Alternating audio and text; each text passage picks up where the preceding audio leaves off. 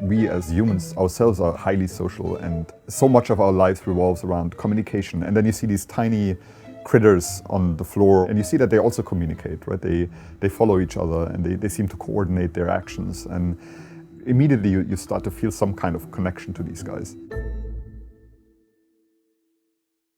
So what I find most fascinating about ants is how they organize their social lives, how they interact, how they partition tasks in a colony, and how these interactions between rather simple individual insects gives rise to these very complex emergent properties at the level of the colony. But at the same time, that same behavioral complexity also makes social insects very challenging as study systems, especially if you want to do functional genetics like knocking out genes or making transgenic lines. And so we've tried to work around that problem by working with a rather unusual ant species, the Clonal Raider ant.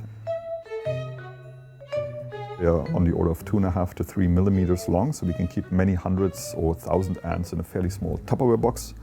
The species doesn't have queens. Colonies are composed of only workers, and they reproduce asexually, so they don't have to mate, but they simply clone themselves. And those features make it a very good model system if you want to develop genetic tools. In the simplest form, we just keep them in very small Petri dishes. And then every ant in such a colony has an individual color tag. So we're interested now in the genetic basis of the social behavior. And so in terms of the communication, we've started to look at genes that encode what we think are the pheromone receptors that the ants use to smell, essentially. And those are genes that are mostly expressed in the antennae of the ants. So we have a setup in the lab now where we can destroy the function of one gene that's crucial for the functioning of a whole group of odorant receptor genes.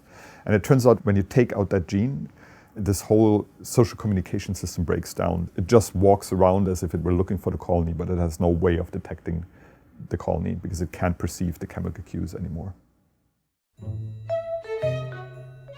Another part of our functional genetic toolkit is trying to make what's called transgenic ants, where we take a genetic construct and try to insert it into the genome of the ants.